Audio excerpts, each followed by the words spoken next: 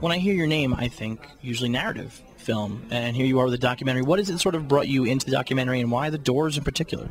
Hi, good question. Good question. It wasn't a decision that I originated.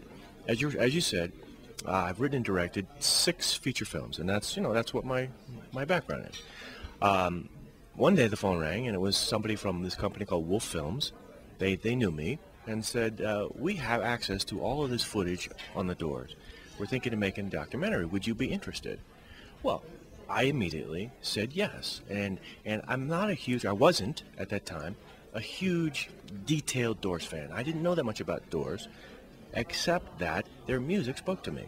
And I believed that they were a true original American band. Just based on that, I knew that there's no way I could say no, because I respected what they were about. And I identified with the fact that their music was different. It wasn't pop music, but neither was it, Frank Zappa. It was something really, in its own way, very cinematic. And so when they presented me with this idea, they said, would you like to do this? I said, okay. And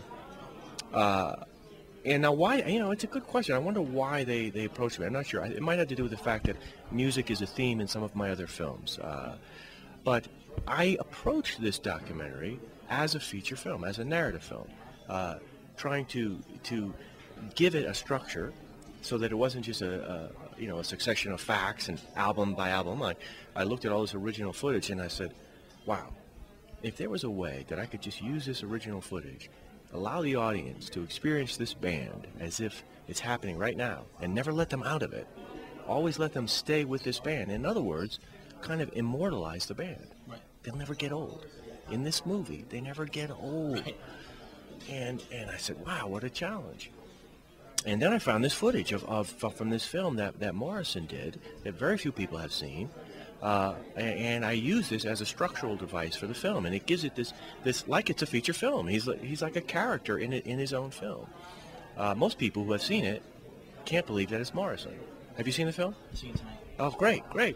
All right, then just know this as you watch the film: every single frame in that film is Jim Morrison, Robbie Krieger, Raymond Zarek, and John Densmore. Okay, there are no actors in the film.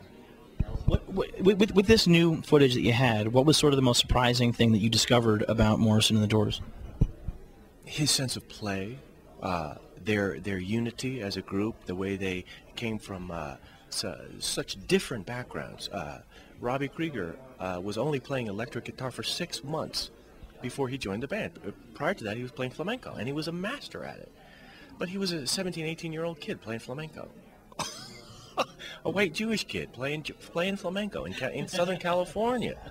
But watching Morris's sense of humor, his just ease with people. There's footage of him walking through crowds, completely trusting, like he's like this creature from another planet. It was a very intimate series of discoveries. I did not know when I first started that Jim Morrison did not write all of the songs. I was a kind of a surface level Doors fan, right?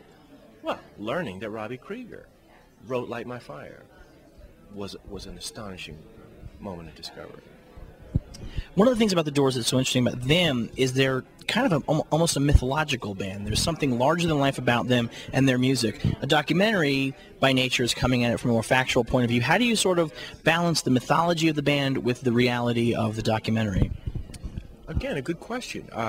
That's where I felt like my natural instinct was to use the narrative form and the narrative tools of character, right, to help the factual stuff. I think there's nothing more boring than just saying, okay, then they made this album, then they did this, then they did it. I attempted to find different ways to approach their progression. At one point, the film goes off into just a kind of a study of their sound, what the sound is. I said, well, what is it? Right. They didn't have a bass player. Right. That started me. Okay, so then how did that affect what the drummer was doing? And so I actually tried filmically to show the audience what the sound is. Then the whole idea of fame, how fame affected the band. I use that as a way to move forward another year or two. So it isn't just, the facts. It's always something emotional that is connected to it. One of the interesting things about Jim Morrison is, he died young, and there was this endless series of speculations that he didn't die. What is it about Jim Morrison that sort of fuels that weird urban legend?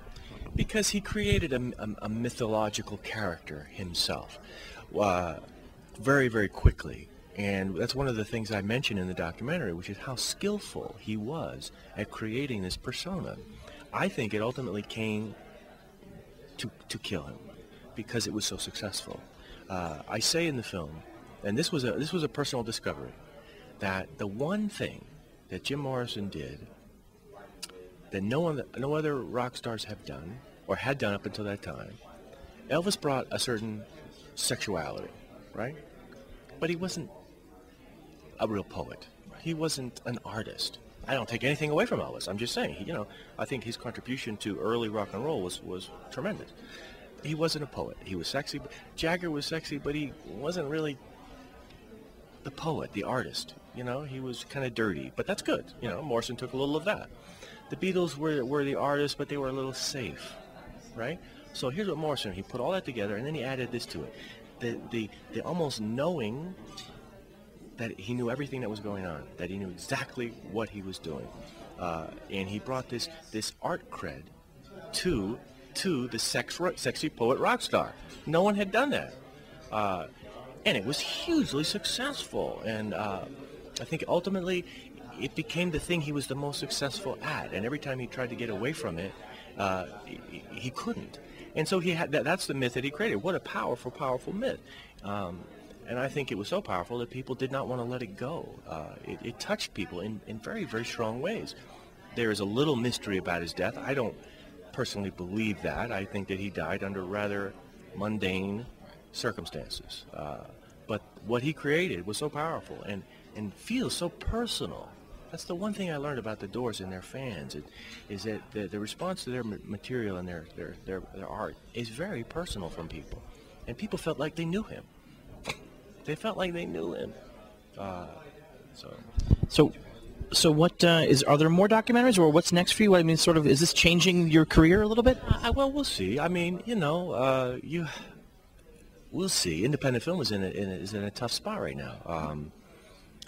Ideally, what I'd love to do is to get some money and make one of two scripts that I have right now. So this may help, this may not. I think people tend to look at you in this business and say, well, okay, you made a documentary. Now, I don't know how to think about that.